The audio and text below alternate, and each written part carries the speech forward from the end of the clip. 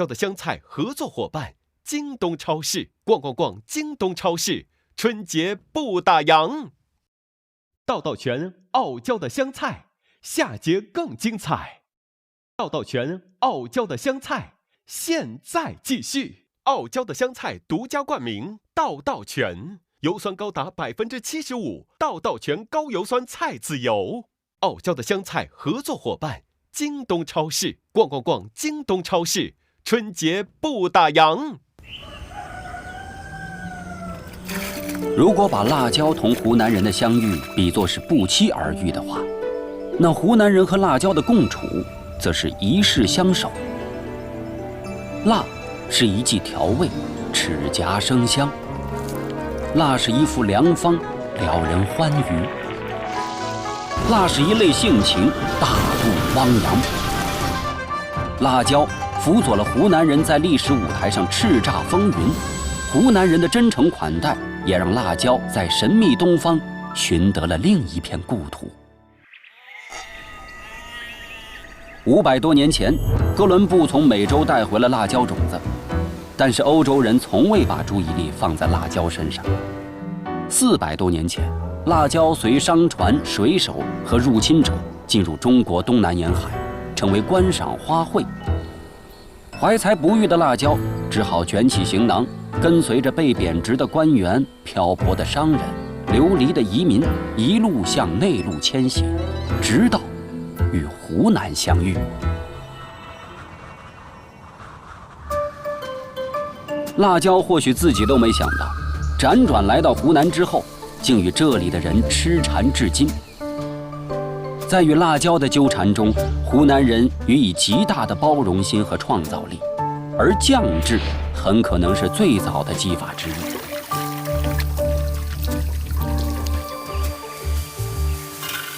我的第一位老师就是我的婆婆，因为我是在家里第一次创业失败，然后我婆婆就跟我说：“你跟我一起来学学制酱吧。”永丰会做酱的人不只是张小燕的婆婆，婆婆往上5代都是制酱人。溯源到最开始处，竟有400年光景，正是辣椒初入湖南的时间。为什么辣酱会在永丰落地生根呢？永丰辣酱里面有很重要的元素，就是要我们永丰的水，因为我们的水里面就是要山泉水。永丰的农作物就是小麦、糯米、辣椒。辣椒是要我们当地的本地辣椒，就是灯笼椒、牛角椒、线椒。永丰人将驯服爆脾气辣椒的秘诀轻巧地归结为3伏晒酱，金秋出油。每年农历5月1日，家家户户开始为制酱做准备。29道工序，100天日晒夜露，在光合作用的调和下，辣酱逐渐褪去窜鼻的辣味儿，变得温柔熨贴。辣酱由鲜红变为酱红时，风味转化即已完成，但制酱人并不急着让它出缸。正巧，当地的刀豆和地蚕进入收获季，它们成了辣酱最佳搭档。除了丰富辣酱的滋味外，更可吸收多余的盐分。有了刀豆和地蚕辅佐的辣酱，咸甜辣的层次感恰到好处，绵柔中平添了嚼劲。永丰民间有言：生成的相，晒成的酱，相貌天生，酱则全靠阳光造化。这是永丰人与时间和阳光的共谋。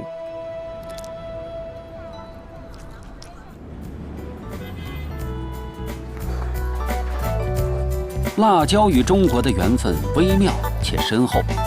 在鲜少食辣的广州，有一位人类学者结缘颇深，他写出了《中国食辣史》一书，将辣椒俘获人心的历程扒得明明白白的。人为什么喜欢吃辣椒？人吃辣椒以后为什么会欲罢不能？吃完了还想吃？那么说白了，其实是一种良性自虐的一种机制。我们都在寻找一种刺激。那么当我们找到这种刺激的时候，我们会出现一种什么情况呢？内太妃的分泌以后就会刺激你的大脑，会感觉到一种愉悦、心快的一种状态。那么辣椒也有同样的一个效果，辣椒它是造成的是一种痛觉，辣味不是味觉，它是一种痛。辣是痛苦，也是欢愉，痛并快乐着，何尝不是中国人长久以来的活法？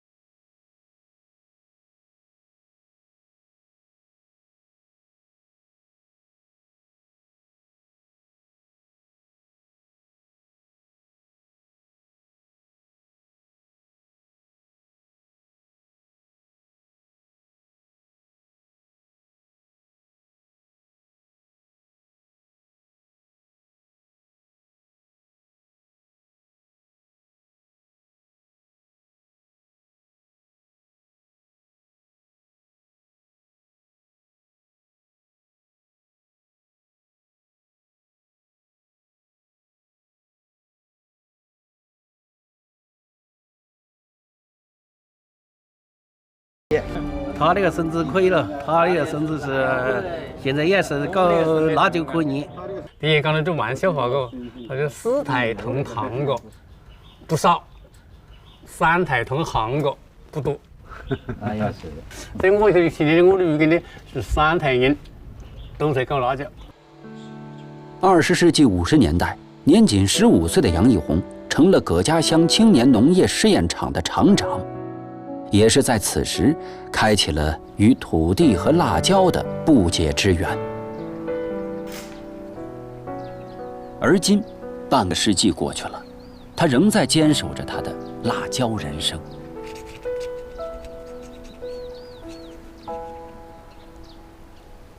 老陈啊，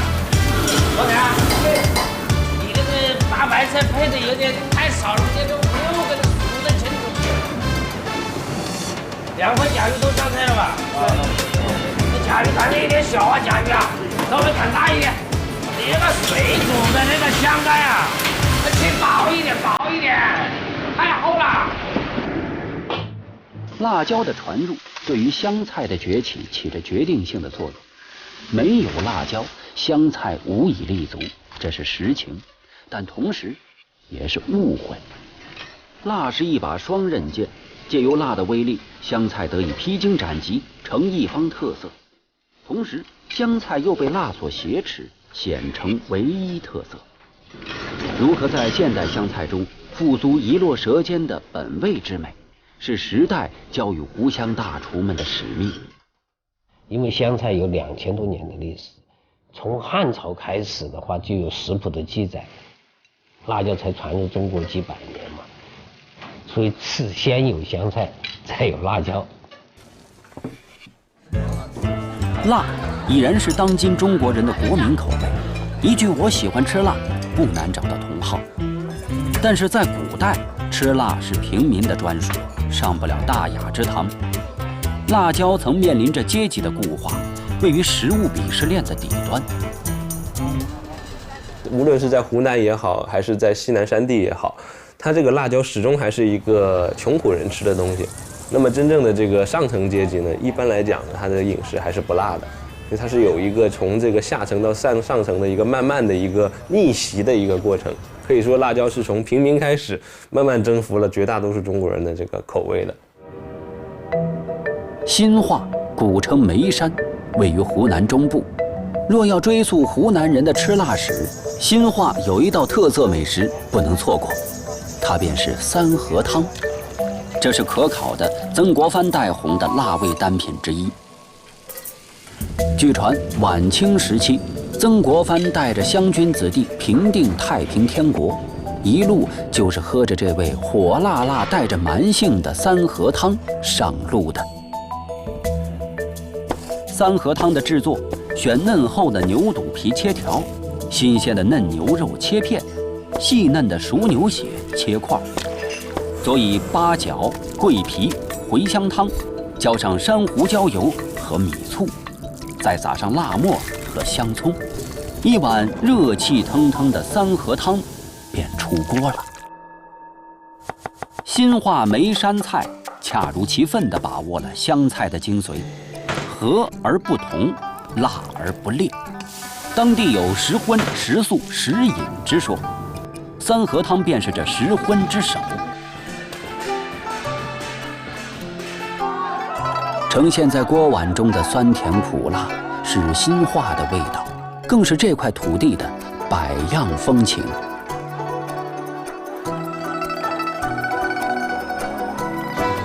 至今，在湖南新化一带，凡做酒席，无论大小，餐桌上必有一碗以血红色为主调的香辛并重的三合汤。色彩斑斓的三合汤，其香辣酸俱全，山胡椒油特殊的芳香气味猛烈，一如乡野山民的热情刚烈。一碗三合汤下肚，往往脑门生汗，胃口大开，七窍通畅。这种异香似乎难登大雅之堂，却是新化人民热爱的鲜活的标志性味道。传说中带着隐隐绰绰的真相，你无法否定它，也不好完全相信它。但是最近几十年的辣味传播却是有迹可循，发轫于上世纪80年代改革开放，蓬勃于90年代的口味融合，爆发于21世纪最初10年。在大移民的背景下，产生了这么一个全国的这种移民的饮食文化。而这个移民饮食文化呢，一个很突出的一个特征就是它的辣味非常明显，它能够适应这种移民的快节奏的想要迅速融入城市的这种生活方式。因为我母亲是湖南人嘛，所以有时候我会想念一些这个来自我妈妈家乡的味道。那么这时候呢，我有时候会来菜市场买一些很有湖南特色的一些食材，然后回家呢自己能够做一个有点这个湖南味道的这个湘菜。呢啲辣椒比較辣啲啊？差唔多未啦。哦，差唔多未辣，前面呢啲都差唔多㗎。呢個最辣。呢種嚇。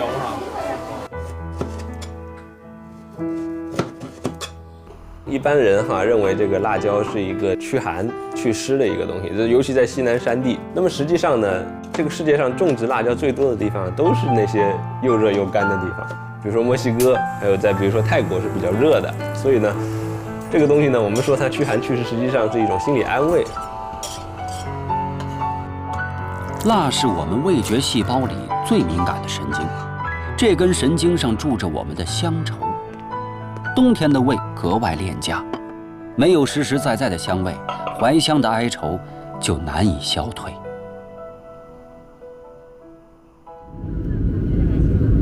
请您在座位上坐好，我们的飞机很快就要着陆，洗手间已经停止使用。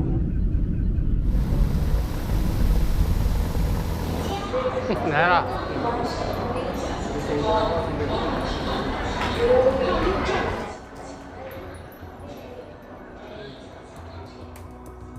20世纪70、80年代，湖南本地辣椒挂果期不长，供应市场的时间短，成为制约当地辣椒种植产业发展的瓶颈。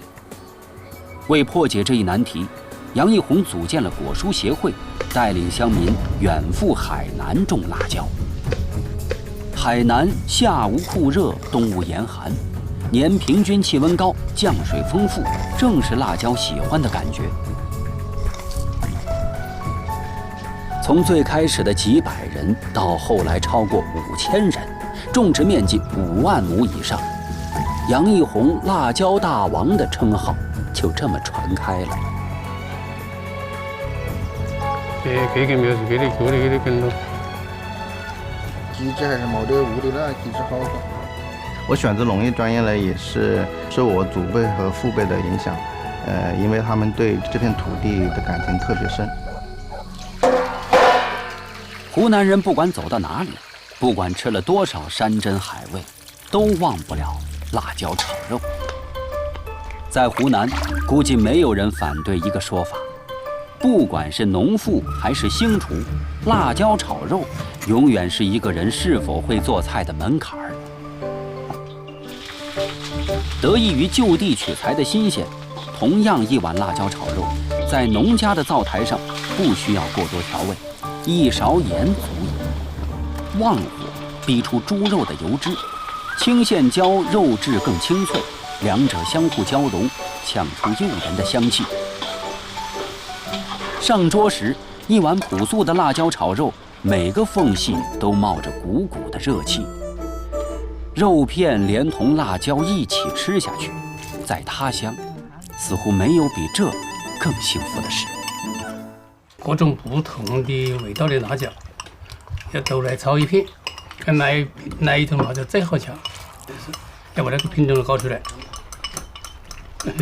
会觉得那个良言润物啊。我也看了很多菜，将来要儿子他们的饭，他是不是饭得起？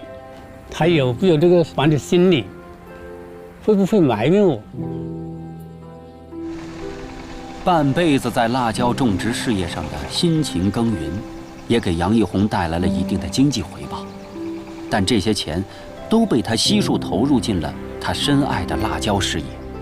当时的海南烂尾楼，人家找我去买这960块钱一个平方，现在那个地方呢，价格是6万多块钱一个平方。凡是和杨义宏打过交道的人都说他不会做生意，但杨义宏心里有着自己的盘算。所以你看，我们30多年在这里，海南岛没有一间房子。我们住的地方还是盖的牛毛毡，遇到大风大雨我还担心它把它吹跑，所以上面都把周围，你看到周围都是把那个袋子绑起来。为什么是这么做呢？就是因为我的事业每年都要资金投入。那现在我们留园基地每年的亏损大概是30万以上，以前还不止。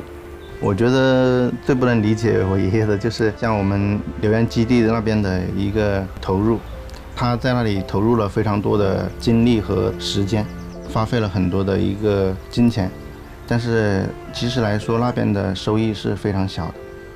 我问过，他说这是他的追求。随着人们生活水平的提高，对辣椒要求的质量也提高了。怎么培育出一个适合我们湖南口味和适合于喜欢吃辣椒人的口味这样一个品种，还有待努力。我觉得我能够坚持这么多年是一份责任吧，也是一份传承。我要把爷爷和父亲他们这种精神传承下去。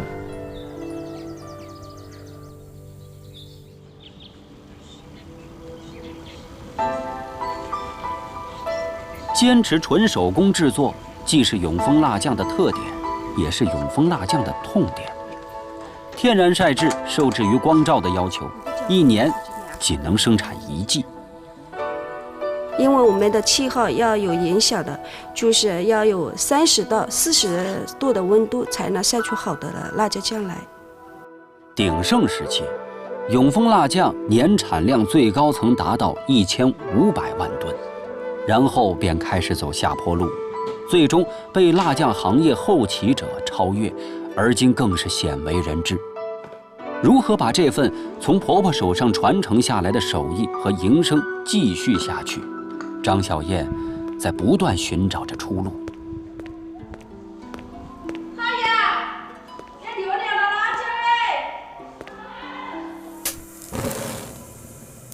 明崇祯年间，永丰镇一带就流传着民谣：3两米喷喷香，没的菜加辣酱。晒好的辣酱直接吃，口感甜辣清脆。当辅料用来拌面炒菜，辣味渗透进食材，鲜辣入味。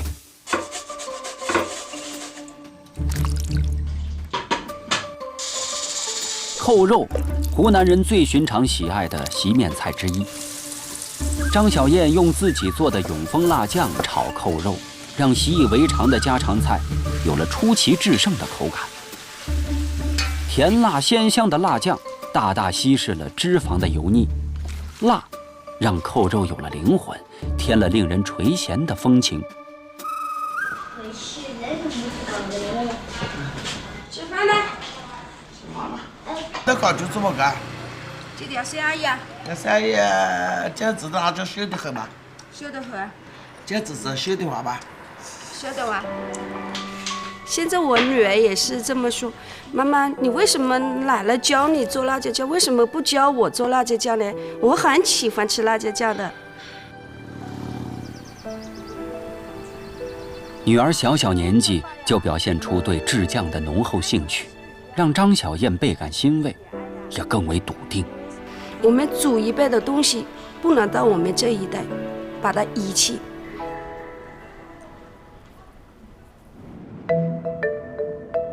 汝城位于湖南省东南部，南岭山脉与罗霄山脉与此交错，长江水系与珠江水系在此分流。汝城勾勒了湘、粤、赣三省的地理分界，汇集了三省的人间风味。湘菜之美源于料，罗林深知菜肴能否得到色、香、味、形、质俱佳，一方面取决于烹调技术，另一方面取决于食材原料本身的好坏，以及选用是否得当。10块，这是辣椒，我们这里的特产啊。古城特产，有腊肉，有鱼干，蒜头，我们这里的臭豆豉。这个不辣吧？这个去辣，这个辣吧？做湘菜，如果你要用到辣椒，你一定要了解辣椒的特性，辣椒的种类，包括它的产地。虽然5星级酒店的供应链体系已相当完备，各种食材原料的供给一应俱全，但若想要追求一改故折的味蕾体验，则往往需要特殊的食材助力，而这些食材多半藏于城市供应链之外的隐秘角落。最辣的辣椒，这个吗？啊，这个22块。辣椒有可能就是说相互相克的，然后你用本质了解以后，你相互去克制它的这个辣度，或者柔和它的辣度，呈现出来的产就是更回味的一种辣。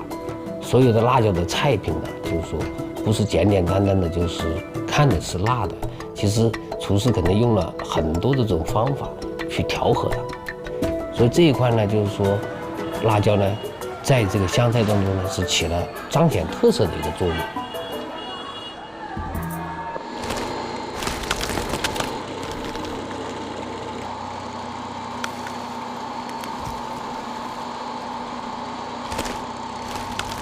我们这个辣椒它是要那个把种子搞出来，这个就是搞种子的这个比那个手快一点，因为我的手它是这样剥的。煸2次以后，再把水洗一下，种子就出来了。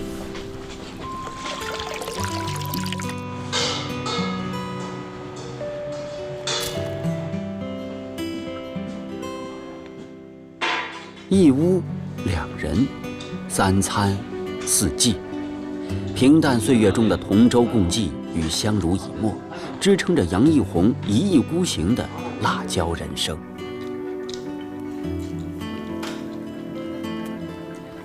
以前想干什么就干什么，所以现在就还是要稳妥一点，不要气量太多。我尽量的把我自己的工作做好，不要他负担我这一辈子的债务。希望他们继续把这个基地、把这个试验工作、把这个辣椒肉种继续干下去，那我就高兴了。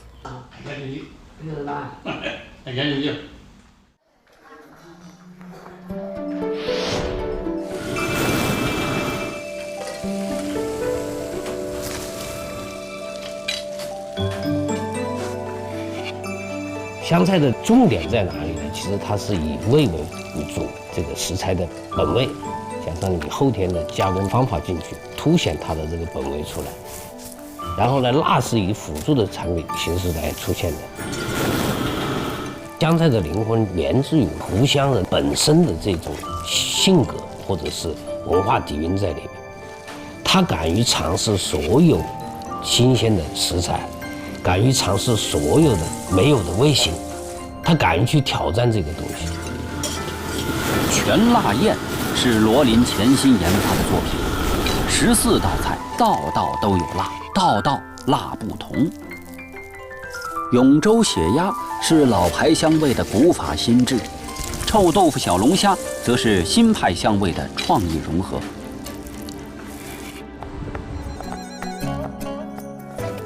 今天的中国，辣域边际逐渐模糊，辣椒的浸染呈几何基数扩张。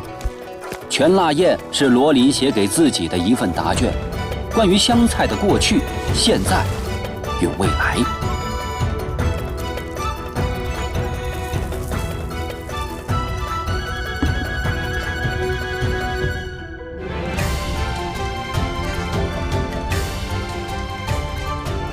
未来的湘菜呢，应该就是在整个沉淀的过程中，它会形成一系列的精品的菜系。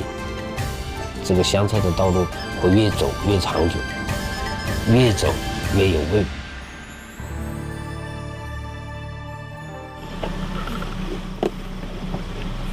放在下面。深夜，张小燕即将踏上远赴广州的行程。随着川湘餐馆越开越多，广州这片抗辣阵地也在逐步失守。张小燕从中嗅到了机会的可能。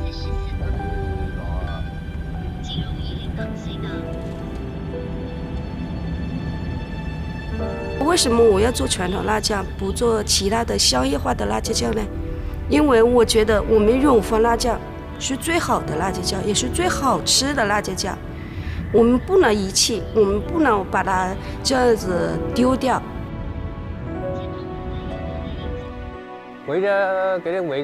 秋去冬来，在刚刚经历了收获之后，残损的大棚正被修葺一新，等待下一个种植季的到来。中国是个农业大国，但是农业的生产技术水平不如发达国家。怎么样呢？把我们国家的这个农业发展起来，这个对于一个农民来讲是有责任的，因为本身是农民，农民如果不搞好农业，怎么对得起国家？